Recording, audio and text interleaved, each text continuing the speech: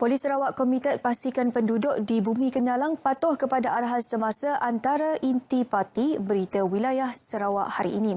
Untuk itu, kita bersama rakan penyampai Debbie Amanda di RTM Kuching. Silakan Amanda.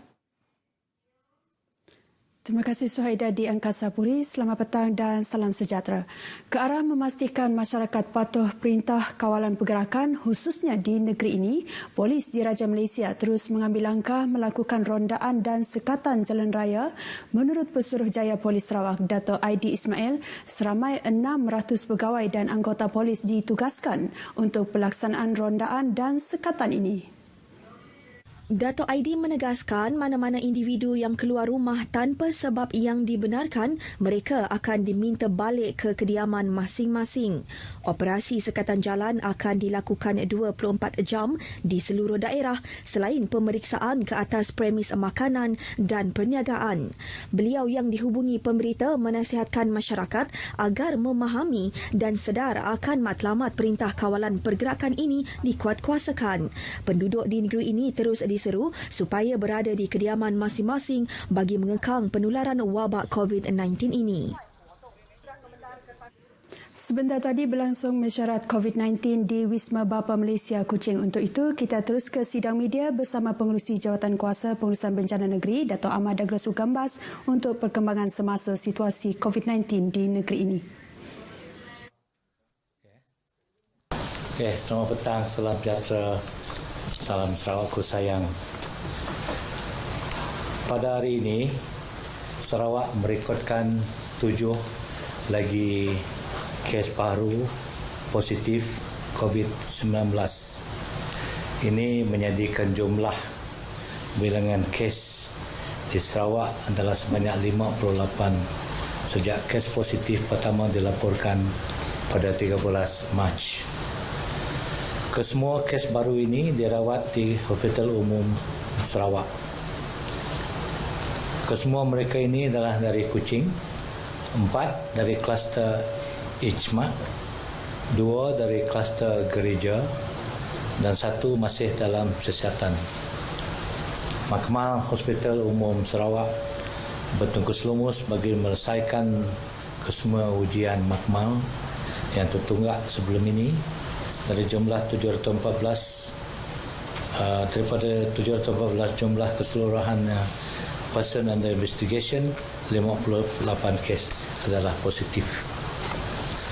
Pada hari ini, Jawatan Kuasa Pengurusan Bencana Negeri Sarawak telah mengambil keputusan bahawa semua pengusaha kedai makanan segera, KFC, Pizza Hut, Sugar Bun, McDonald termasuk Padu Lalu akan terhentikan sehingga jam 8 malam, termasuk semua rangkaian supermarket.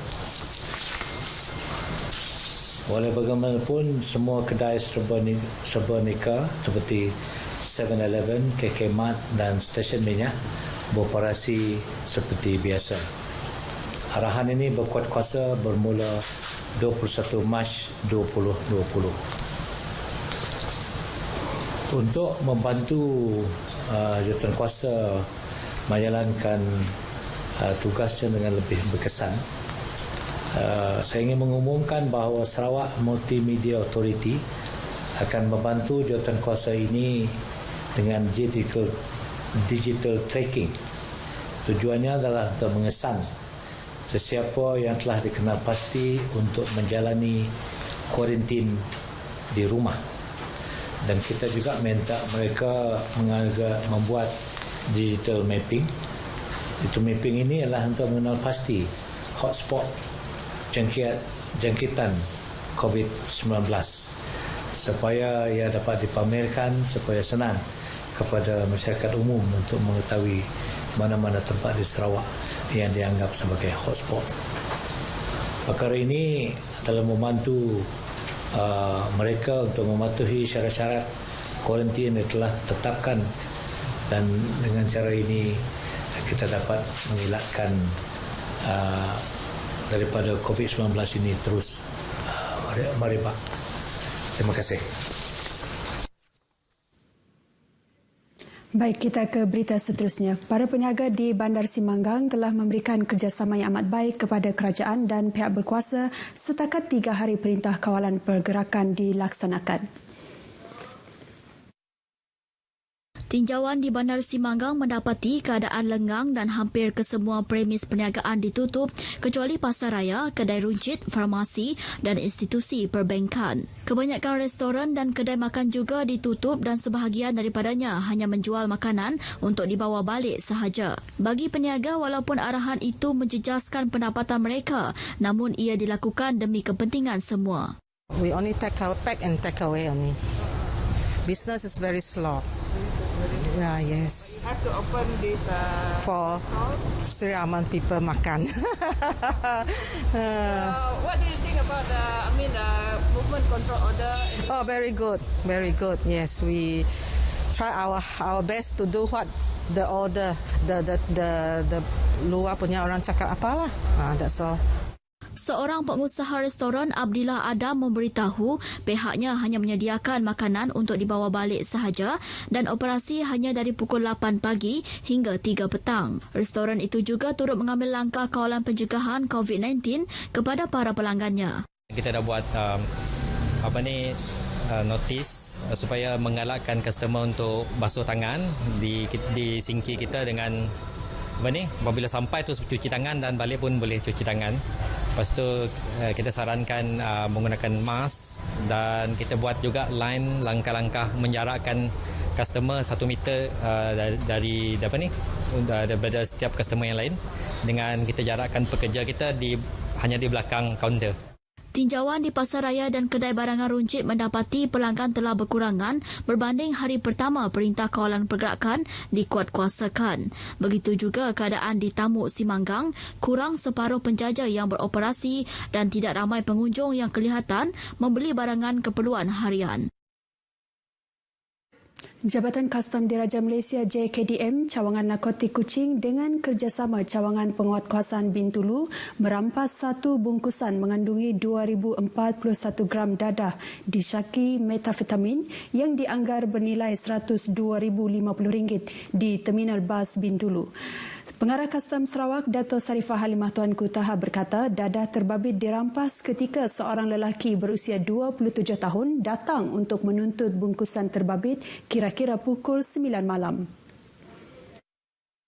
Dalam satu kenyataan media, Dato' Sharifah Halimah turut mendedahkan dadah berkenaan dihantar dengan menggunakan perkhidmatan kargo bas antarabandar iaitu dari Miri ke Bintulu dan dipercayai untuk diedar dan dijual di pasaran tempatan. Dato' Sharifah menambah lelaki terbabit turut ditahan untuk membantu siasatan dan kes disiasat di bawah Seksyen 39B Akta Dadah Berbahaya 1952. Di Betong, penduduk Rumah Panjang Bantan Sungai Langit Ulu Layar dinasihatkan berwaspada susulan kejadian tanah runtuh di hadapan rumah panjang mereka kira-kira pukul 4 pagi tadi. Pegawai Operasi Balai Bomba dan Penyelamat Betong, Henry juga ketika dihubungi menjelaskan pihaknya dimaklumkan mengenai kejadian tersebut pada pukul 8.19 pagi. Tanah runtuh sepanjang 26 meter dengan kedalaman 40 meter itu turut memusnahkan sebuah stor milik penduduk. Menjadi rumah pintunya besi 37 pintu. Jadi penduduk tu besi 248. Jadi mereka jadi tu umur rumah 27, 28, 29, 26, 25. Dor tanah ketusur. Jadi tusur tu kalau teman ini besi tanah tu dah peringkat itu besi ngagai 2 meter. Jadi pemanjai tulak ikan besi ngagai 40 meter. Pemanjai ya. Jadi nilai takut kami takut ke tusur tu majaknya di ngagai rumah. Pihak bomba menasihatkan penduduk rumah panjang untuk menutup kawasan runtuhan dan meminta mereka sentiasa waspada bimbang kemungkinan berlaku pergerakan tanah. Mereka juga diminta untuk berpindah jika rumah panjang didapati tidak selamat untuk didiami. Setakat ini dahulu perkongsian berita dari Sarawak. Terus bersama Suhaida di Angkasa Puri. Silakan Suhaida. Terima kasih Amanda dengan perkembangan langsung dari Sarawak.